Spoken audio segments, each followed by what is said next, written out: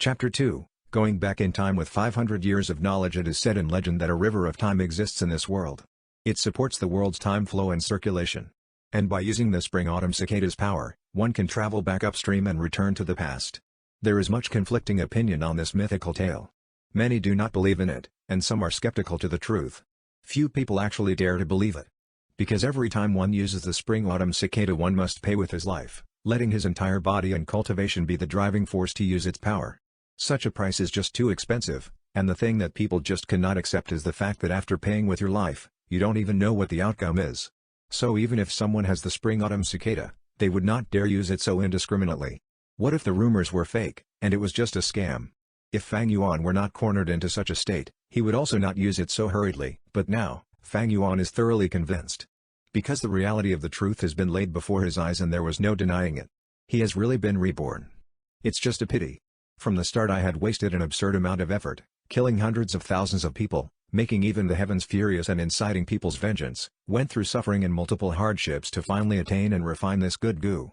Fang Yuan thought with a sigh. Even though he had been reborn, the spring-autumn cicada did not come with him.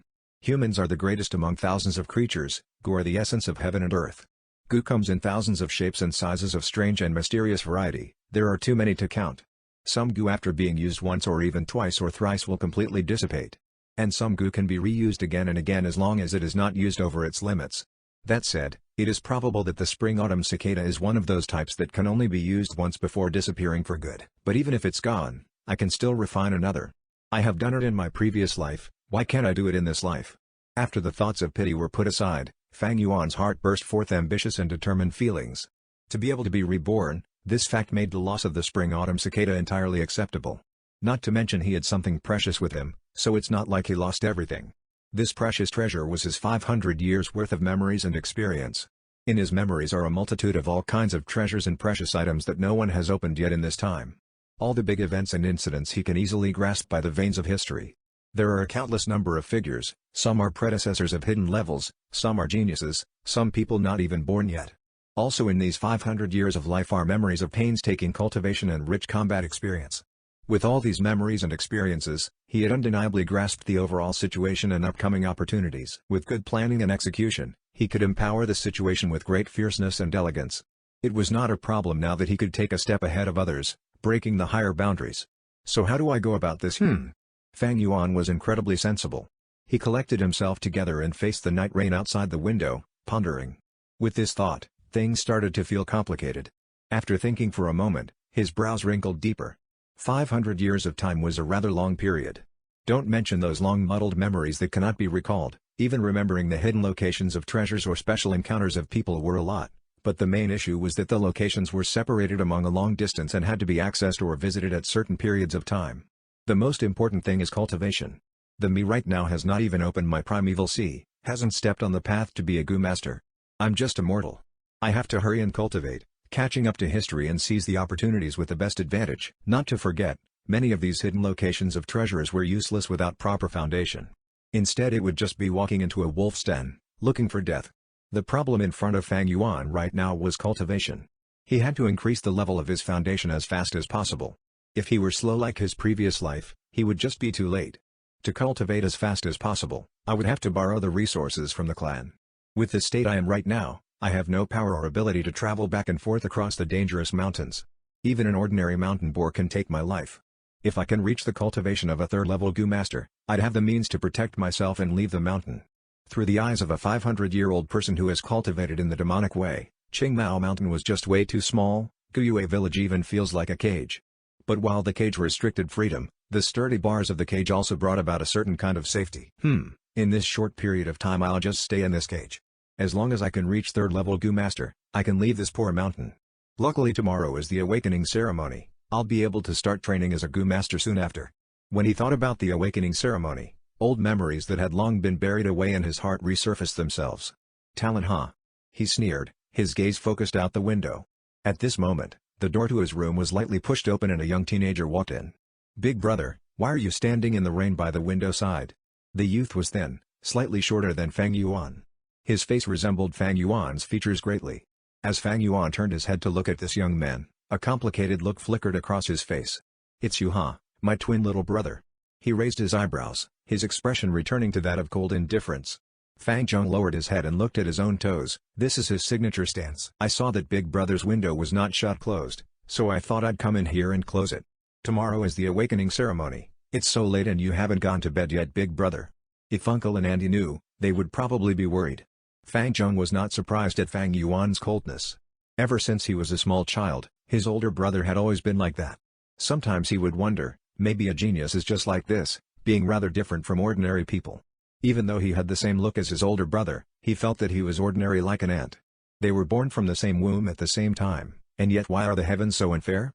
His older brother had been endowed with gleaming talent, while he himself was as ordinary as a stone. Everyone around him would say, "This is Fang Yuan's little brother" when they mentioned him. His aunt and uncle would constantly tell him to learn from his older brother. Even when he looked into the mirror sometimes, he would feel disgusted as he saw his own face. These thoughts had been ongoing for many years, accumulating day and night deeply into his heart.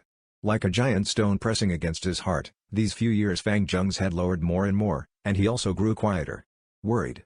At the thought of his aunt and uncle, Fang Yuan laughed silently.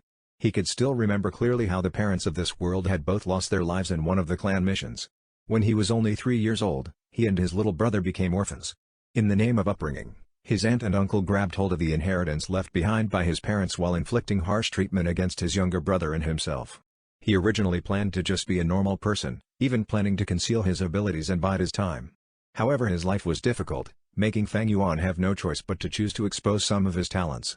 The so-called talent is merely but a mature and intellect soul that carried a few of Earth's popular ancient poems. With this he managed to startle people and capture attention. Because of pressure from the outside world, the young Fang Yuan made a decision to keep a cold indifferent expression to protect himself, reducing the possibility of revealing any secrets. Over time the coldness would become a habit that he was accustomed to expressing. Thus his aunt and uncle were no longer harsh on him and his younger brother. As the years passed and they got older, the future became more optimistic and better treatment increased. This was not love, but a type of investment. It's hilarious how his little brother never saw this truth. Not only was he deceived by their aunt and uncle, he also started burying resentments inside. Although he looked like a good-natured and honest boy now, in Fang Yuan's memories when his brother was found out to be an A-grade talent, the clan spent much effort in raising him with all they had. After that all the buried resentment and jealous and hate inside was released, and many a time Fang Zheng would target, suppress and make life difficult for his own older brother. As for his own grade, it was only C-grade talent. Fate loved to play a joke. A pair of twins, the older one only had C-grade talent, but had been known as a genius for a dozen years. The younger one, who was always overlooked, was the one with A-grade talent instead. The results of the awakening ceremony had left the clan shocked. The treatment of the two brothers had suddenly reversed after that. The younger brother was like a dragon rising up to the heavens, the older brother was like a phoenix that fell down to the earth. After that came the many hardships and troubles from his own younger brother, the cold eyes of his aunt and uncle, the contempt of the clan's people. Did he hate it? Fang Yuan in his previous life hated it.